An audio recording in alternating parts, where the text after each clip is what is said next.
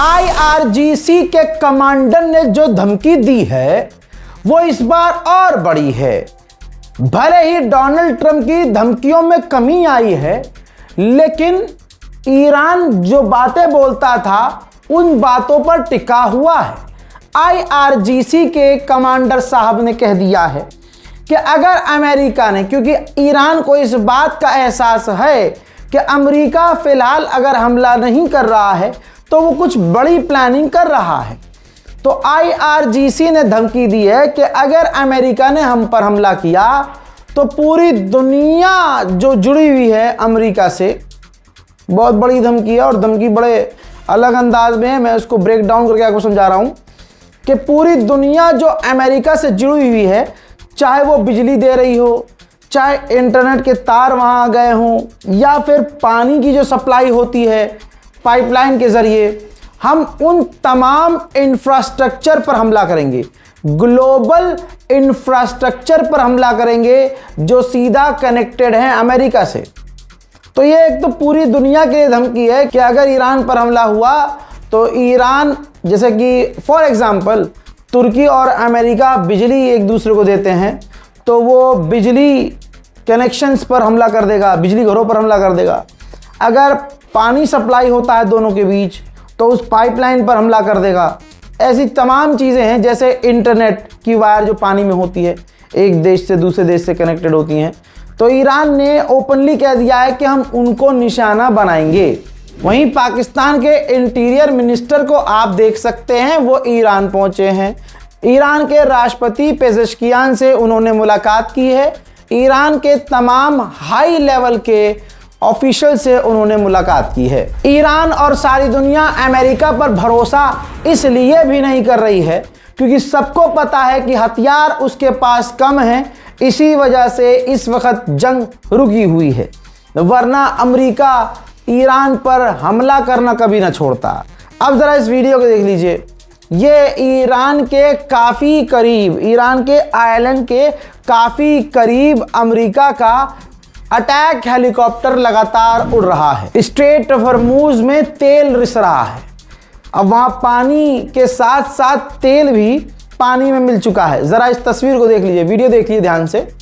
ये हॉर्मूज में ईरान ने इतने सारे टैंकरों पर पिछले कई महीने से हमले किए, अमेरिका ने भी किए, कि अब स्ट्रेट ऑफ हॉर्मूज में ईरान के तट पर, ईरान के करीब वाले समुद्री इलाके में भाई पानी के साथ तेल आ रहा है। मोहतरम हजरात, ईरान के लारीजानी आपको याद होंगे।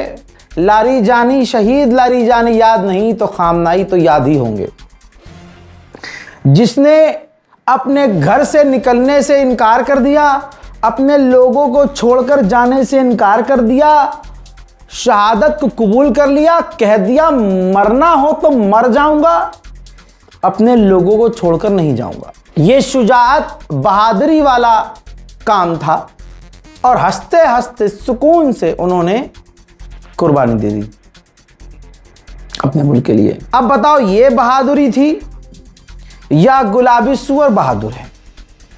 क्योंकि नाटो की मीटिंग में जब तुर्की पहुंचे थे डोनाल्ड ट्रंप, तो जो कतर ने सबसे दुनिया का महंगा जहाज दिया था डोनाल्ड ट्रंप को, उस जहाज से वो पहुंचे थे। और जब मीटिंग खत्म हुई तो अमेरिका को, डोनाल्ड ट्रंप को इजराइल ने वार्निंग दी कि इस जहाज का इस्तेमाल ना करना, आप इस जहाज से आप वापस मत जाइएगा क्योंकि ईरान अटैक कर सकता है। शोल्डर गाइडेड मिसाइल जो होती है वो दाग कर आप पर हमला कर सकता है। जिसके बाद डरपोक की औकात ये थी, जरा ध्यान से देख लीजिए, यही वो उस दिन का वीडियो है कि डोनाल्ड ट्रंप उस जहाज से उतरे, वो बैठ गए थे उड़ान भरने के लिए, उस जहाज से उतरे जो एयरपोर्ट का केटरिंग ट्रक होता है, नॉर्मल एक ट्रक जिसमें केटरिंग का सामान ट्रांसफर किया जाता है, जहाज के पास ये वो केटरिंग ट्रक जाता है। चुपके से डोनाल्ड ट्रंप को उतारा जाता है, उस केटरिंग ट्रक में बिठाया जाता है और फिर चुपके से उन्हें दूसरे जहाज पर ले जाया जाता है। फिर वो वहाँ से उड़ान भरकर अमेरिका पहुँचते हैं। तो दोस्तों, जब आप इस तरह की हरकत देखने लगो कि सामने वाला इतना डर के रह रहा है, छुप के रह रहा है, अपने सबसे महंगे जहाज को छोड़कर वो दूसरे जहाज में चुपके से केटरिंग ट्रक में बैठ के जा रहा है, तो कम से कम इसे तो बहादुरी आप नहीं कह सकते। चाइना भी बीच में उछलने लगा था, हुर्मुज़ खुल जाना चाहिए, हुर्मुज़ में फीस नहीं लेना चाहिए। ईरान के कमांडर ने अपने मुल्क में चाइनीज़ टीम से मुलाकात की, गवर्नमेंट ऑफिशियल से, और उनसे दो टूक में बात ख़त्म कर दी, कह के कि देखो स्ट्रेट हुर्मुज़ खुलेगा नहीं चपटो, और किसी भी हालत में नहीं खुलेगा जब तक अमेरिका हमारी बात नहीं मान लेता, तमाम शर्तें नहीं मान लेता। ध्यान रखना चपटो, खुलेगा नहीं स्ट्रेट ऑफ हुर्मुज़। बहरहाल ये तो मैं अपनी लैंग्वेज में बोल रहा हूँ, लेकिन ईरान ने कहा यही है कि हम नहीं खोलेंगे। अब सोचिए, जर्मनी कभी ईरान से बात तक नहीं करता था, अब हाल ये है कि जर्मनी आराम से मचल के लचक के बात कर रहा है।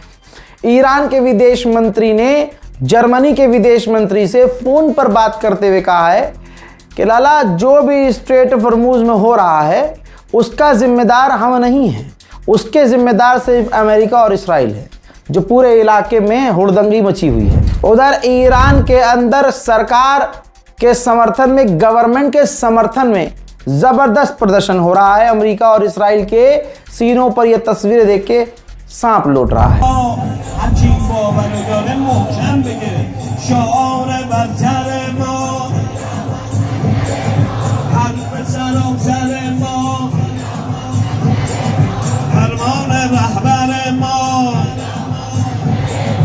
दुश्मन बराबर मौत, दुश्मन बराबर मौत, किस्मत में लश्कर मौत। अब सुनिए, 5 दिन तो मैं उंगली पे गिनवा रहा हूँ।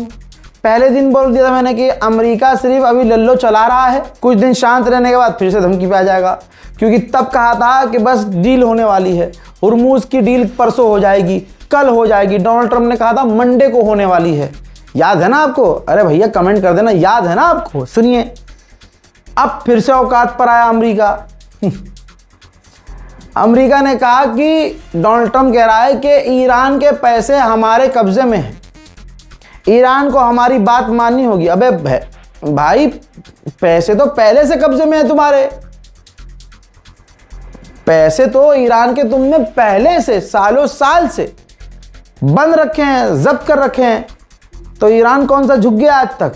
तो देखिए, डोनाल्ड ट्रंप फिर से बड़बोली कर रहा है, कह रहा है कि ईरान को हमारी बात माननी होगी वरना हम ईरान पर बहुत बड़ा हमला करेंगे। अरे भाड़ू, करता क्यों नहीं है? मना कौन कर रहा है? हम करेंगे। करे कब करेगा? कर बौखलाहट में क्या ही करेगा। एक पनामा का जहाज ईरान जा रहा था, अमेरिका ने उस पर हमला किया और उसको सीज कर लिया। उधर डोनाल्ड ट्रंप की इतनी फटी पड़ी है, अमेरिका की लंका लगाने वाला पूरी दुनिया में सिर्फ एक है, ईरान, ईरान, ईरान। कभी गुलाबी सुअर को दूसरे देश में अपने ही जहाज में बैठने से डर लगता है, चुपके से वो एक सड़ी हुई वैनिटी, सड़ी हुई गाड़ी में चुपके से बैठकर एयरपोर्ट की गाड़ी से दूसरे जहाज में ट्रांसफर होता है, फिर वहां से उड़ान भरते हुए अपने चूतड़ बजाते हुए ईरान से अमेरिका पहुंचता है। यहां तक कि अमेरिका में जहां गोल्फ खेलता है, अमेरिका में जहां वो गोल्फ, तस्वीर देखो यार, जहां वो गोल्फ खेलता है वहां अमेरिका ने सिक्योरिटी के लिए ट्रंप की भाई एयर डिफेंस सिस्टम तैनात कर दिया है। एयर डिफेंस सिस्टम, ये बहादुर है कद्दू। अभी तो गुलाबी सुअर मान नहीं रहा था ना। अबे भैया, नाम है रजा गराफी और नाम ही है काफी। हम जो बोल रहे हैं वही हुआ है, जो बोलेंगे वही हो रहा है और वही होगा। अभी 5-6 दिन पहले मैंने क्या कहा था? अमेरिका के हथियार खत्म हो चुके हैं, अमेरिका की लॉन्ग रेंज की मिसाइलें खत्म हो चुकी हैं, अमेरिका के एयर डिफेंस सिस्टम के इंटरसेप्टर्स खत्म हो चुके हैं। ये रिपोर्ट CNN ने भी दी, बरतानिया के अखबार ने भी दी, न्यूयॉर्क टाइम्स ने भी दी। अमेरिका का गुलाबी सुअर अपने बॉल नोचता है। क्या ऐसे कैसे सच, ये कैसे बाहर निकल गया? उसने, डोनाल्ड ट्रंप ने इन्वेस्टिगेशन 2 बार लॉन्च करवा दी। ये अंदर की खबरें बाहर कैसे जा रही हैं? अब सुनिए आगे हजरात मोहतरम। जो अमेरिका, जो गुलाबी सूअर कल तक कह रहा था कि हमारे हथियार खत्म नहीं हुए, ये देखिए अब वो अपनी अमेरिकी मीडिया पर आकर कहता है कि हमारे हथियार इसलिए खत्म हुए, हमारे हथियार इसलिए कम हुए क्योंकि जो बाइडेन ने 300 बिलियन के हथियार यूक्रेन को फ्री में दे दिए थे। लो भाड़ू हर चीज में, जैसे मोदी सरकार कहती है ना नेहरू जिम्मेदार है, वो कहता है अपने फेल्यूर पर बराक ओबामा जिम्मेदार है, जो बाइडेन जिम्मेदार है, अलाना जिम्मेदार है, फलाना जिम्मेदार है। ये भाड़ू जिम्मेदार किसी का नहीं है, ये गुलाबी सुअर ये नहीं है कि जिम्मेदार, ये हकीकत है। लेकिन कमाल है, थूक कर चाट लिया। यही आदमी 4 दिन पहले कह रहा था कि हमारे हथियार खत्म नहीं हो, हमारा बहुत हथियार है। आज कह रहा है कि हमारे हथियार खत्म इसलिए हुए हैं, बला बला बला बला हैं। लाइक कीजिए, शेयर कीजिए इस रिपोर्ट को, शेयर अभी सुनाऊंगा, इस रिपोर्ट को शेयर भी कीजिएगा। ईरानियन ऑफिशियल ने बड़ा खुलासा किया। उन्होंने फरमाया एक पॉडकास्ट में कि डोनाल्ड ट्रंप से कोई डील नहीं कर सकता, डोनाल्ड ट्रंप से कोई डील नहीं कर सकता। आगे फरमाते हैं, उन्होंने कहा कि ना वो हमसे डील के लिए बात कर रहे हैं, ना हम उनसे डील के लिए बात कर रहे हैं, हम तो बस इंतज़ार कर रहे हैं डोनाल्ड ट्रंप के ख़त्म होने का, उनका कार्यकाल ख़त्म होने का। इस्राएली ऑफिशियल्स ने फिर गाया है कि अगर डोनाल्ड ट्रंप राष्ट्रपति हो, ना हो कोई और अमेरिका का राष्ट्रपति हो, ईरान का कोई भी गवर्नमेंट हो, ईरान की कोई भी सरकार हो, हम किसी भी हालत में अलाउ नहीं करेंगे कि ईरान के पास परमाणु हो, और हम ऐसी स्थिति में अकेले ही ईरान पर हमला करने का दम रखते हैं। उधर पाकिस्तान के डिफेंस मिनिस्टर ने बयान दिया है, अमेरिका और ईरान के बीच एक अहम डील होने वाली है। उस डील के वो दोनों करीब हैं, जिस डील के बाद स्ट्रेट ऑफ हॉर्मूज खुल जाएगा। मोहतरम हजरात, ये कतर के स्पोक पर्सन हैं, जी हाँ, जिन्होंने मीडिया में आकर कहा है कि ईरान और अमेरिका इनडायरेक्ट बात कर रहे हैं, दोनों के बीच एग्रीमेंट करीब है, स्ट्रेट ऑफ हॉर्मूज खुल सकता है। आगे उन्होंने मक्का जो डिफेंस एग्रीमेंट है उसकी तारीफ की है, कहा कि ये सिक्योरिटी के लिए, डिफेंस के लिए है, इससे इलाके में शांति आएगी। ईरान की इंटरनल सिक्योरिटी इतनी कमज़ोर है कि आप इसको समझ ही नहीं सकते। ईरान में सिक्योरिटी इंटरनल नाम की कोई चीज़ है ही नहीं, कोई क्या कर जाए किसी को कुछ नहीं पता। खुद मूसाद के पूर्व डायरेक्टर ने कहा है कि ईरान के अंडरग्राउंड न्यूक्लियर फैसिलिटी में मूसाद के एजेंट्स जा चुके हैं। हम भी गए थे और हमने सारी चीज़ें नोटिस की, और मेरा ये ख्वाब था कि उस पर हमला हो, और मेरा ख्वाब तब पूरा हुआ जब अमेरिका ने उस पर हमला किया। लेकिन आज की तारीख में भी ईरान के पास अंडरग्राउंड फैसिलिटीज़ बहुत सारी सही सलामत है, और 60% ईरान के पास एनरिच यूरेनियम है। ज़रा कैलकुलेटर बच्चों लेके बैठ जाइएगा, बुज़ुर्गों से तो मैं क्या ही कहूँ, वो तो दिमागी उनका कैलकुलेटर है। ज़रा तवज्जो दीजिए इस अमेरिका की ही रिपोर्ट पर, फिर से कह रहा हूँ अमेरिका की ही रिपोर्ट पर, फिर से कह रहा हूँ अमेरिका की ही रिपोर्ट पर। ये किसी आंडू पांडू, ये किसी अरे गहरे की रिपोर्ट नहीं है। अमेरिका ने कहा है कि पिछले महीने हमने ईरान के ख़िलाफ़ पैट्रियट एयर डिफेंस सिस्टम सबसे ज़्यादा इस्तेमाल किया। हमारे पैट्रियट एयर डिफेंस सिस्टम की एक मिसाइल $4 मिलियन है, $4 मिलियन की एक मिसाइल। अमेरिका ने एक दिन में, हर एक दिन में 50 ऐसी मिसाइलों का इस्तेमाल किया है। एक मिसाइल $4 मिलियन, दिन की 50 मिसाइल ईरान के हमलों को रोकने के लिए। तो एक मिसाइल $4 मिलियन, एक दिन की 50 मिसाइल फायर कर रहा था। अमेरिका ने कहा कि ईरान ने बड़ी अजीब टेक्निक अपनाई। ईरान ने ऐसी मिसाइलों का इस्तेमाल किया जो टारगेट एंड मूवमेंट पर बदल देती हैं, चेंज कर देती हैं। यानी मिसाइल आ रही है, आते आते वहाँ जाके गिर गई। ठीक, इस वजह से उनको रोकने के लिए अमेरिका कह रहा है कि हमने 4 मिसाइलों की जगह 50 मिसाइल, 10 मिसाइल, 20 मिसाइल इंटरसेप्टर इस्तेमाल किए। ईरान की सस्ती मिसाइलों ने हमारी महंगी मिसाइलों का ज़्यादा इस्तेमाल करवाया।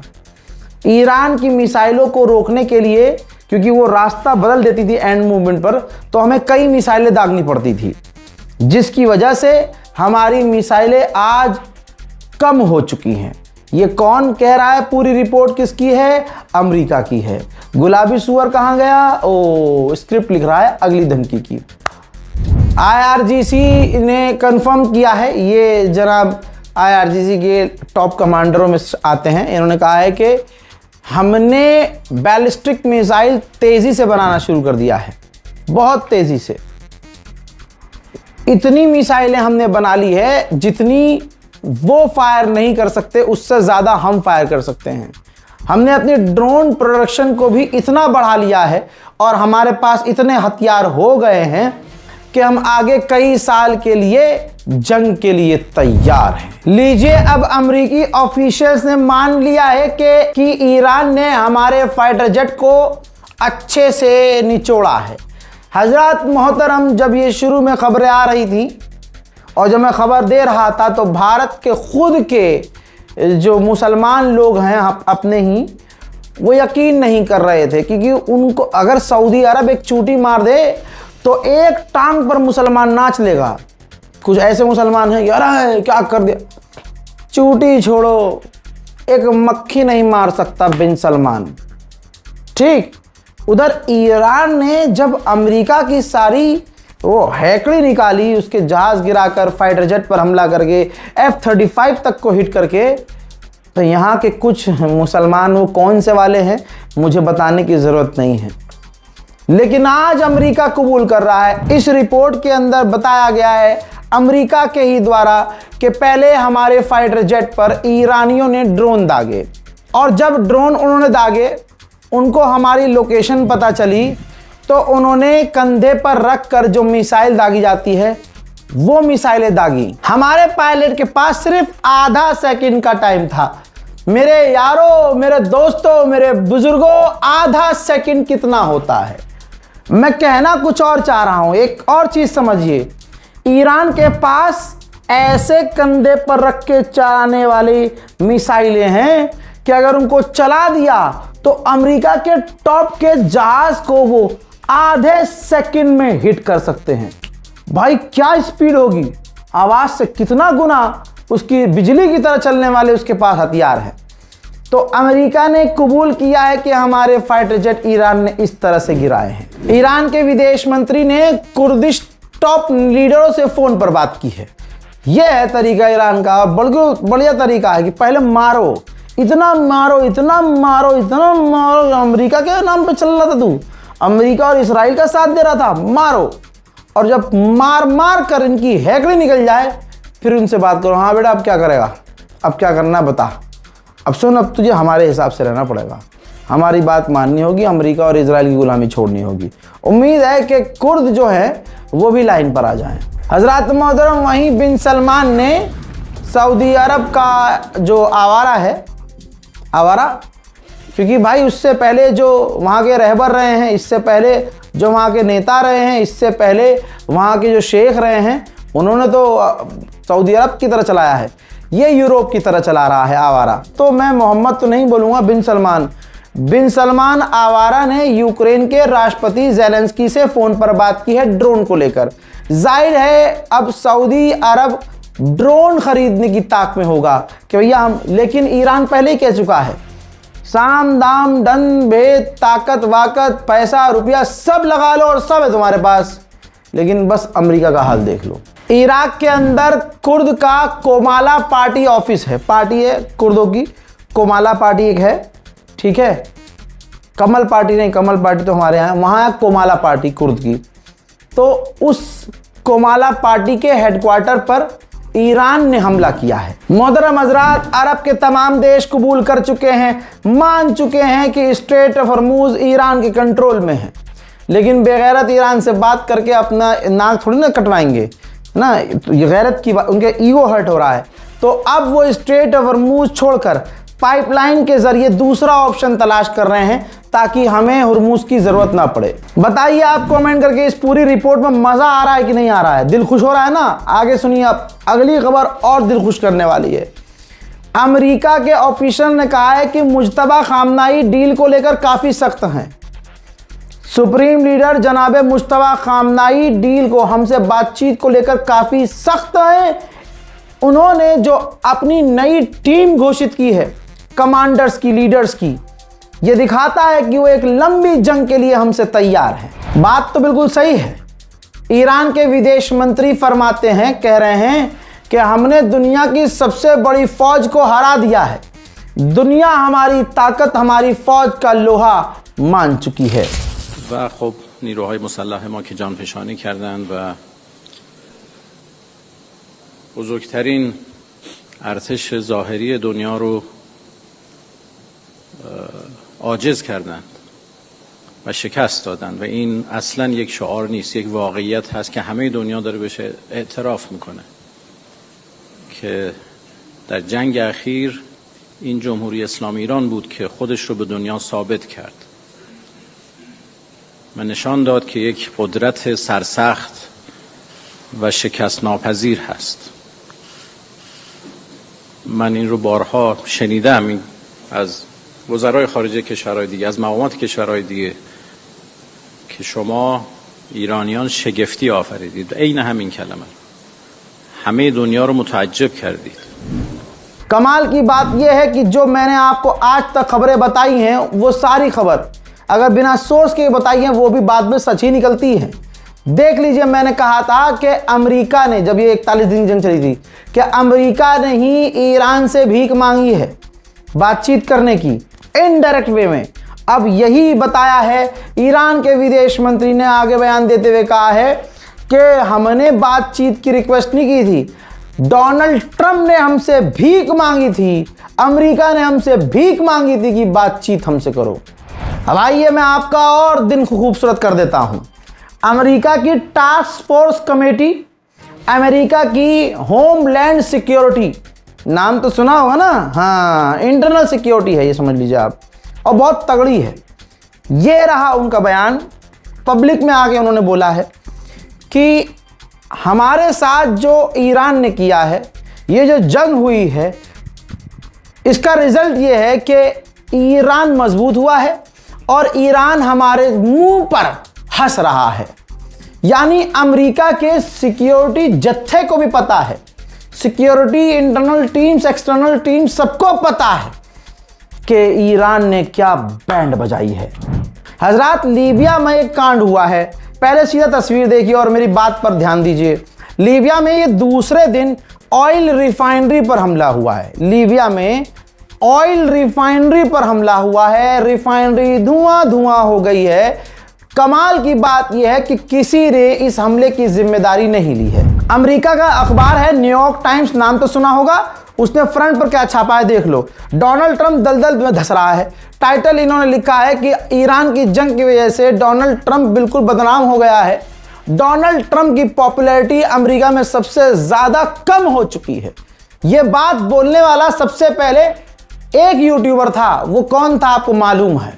मैंने बात ये बहुत पहले कह दी थी कि गुलाबी सुअर ये अमेरिका जो टकराया है ईरान से सब कुछ खो देगा, अपनी इज्जत, अपनी क्रेडिबिलिटी, अपना नाम, अपना शोहरत, सब कुछ इसका चला जाएगा। अमेरिका के अखबार अब खुद ही लिख रहे हैं, खुद ही बोल रहे हैं। हजरात, उधर आप खुद देखिए तेल के दाम बढ़ रहे हैं, घट नहीं रहे, बढ़ रहे हैं। ईरान से जब डील की बातें हो रही थी तो अचानक से ये तेल के दाम कम हो गए थे, लेकिन जब से ईरान ने कहा हम झुकेंगे नहीं, हुर्मुज़ खुलेगा नहीं, हमारी शर्तों को अमेरिका को मानना ही पड़ेगा, तेल के दाम फिर से बढ़ गए हैं। मुझे आज भी याद है जब ये जंग शुरू की थी तो ईरान की IRGC का पहला स्टेटमेंट ये था, खामनाई के ऑफिशियल्स का पहला स्टेटमेंट ये था, शुरू तुमने किया है, खत्म हम करेंगे। IRGC के कमांडर कह रहे हैं बहुत बड़ी बात, कह रहे हैं कि अमेरिका ने सोचा था कि 20 दिन में वो हमारी रिजीम चेंज कर देगा, हमें हरा देगा, फौज को हमारी घुटने पे ला देगा।